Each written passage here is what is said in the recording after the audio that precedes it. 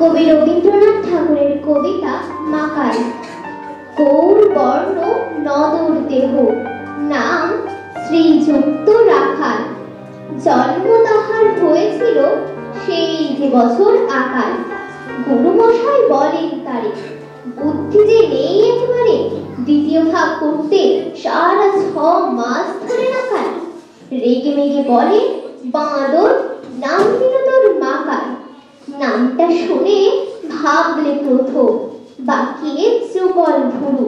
তারপর সে বাড়ি এসে নৃত্য করলে শুরু। হঠাৎ ছেলের মাতন দেখি সবাই তাকে শুধায়, এই কি? সকলকে সে জানিয়ে দিল, নাম দিয়েছেন গুরু। নতুন নামের উৎসাহ তার বক্ষ দুরু দুরু। কোলের পরে বসে দাদা বললে কানে কানে, গুরুমশাই গাল দিয়েছে, বুঝিস রে তার মানে? রাখাল বলে, কখনো না, মাঝে আমায় বলে সোনা। সে তো গাল নয়, সে কথা পাড়ার সবাই জানে।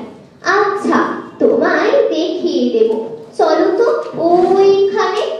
টেনে নিয়ে গেল তাকে পুকুর পাড়ের কাছে।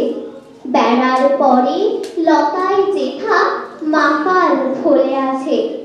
বললে, দাদা সত্যি বলো, সোনার চেয়ে মন্দ হলো? তুমি শেষে বলতে কি চাও, গাল ফলেছে গাছে? মাকাল আমি বলে রাখাল দুহাত তুলে নাচে।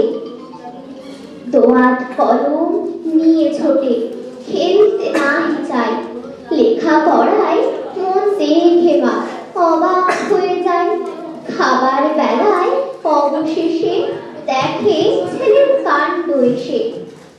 মেঝের পরে ঝুঁকে পড়ে খাতার পাতাটায় লাইন টেনে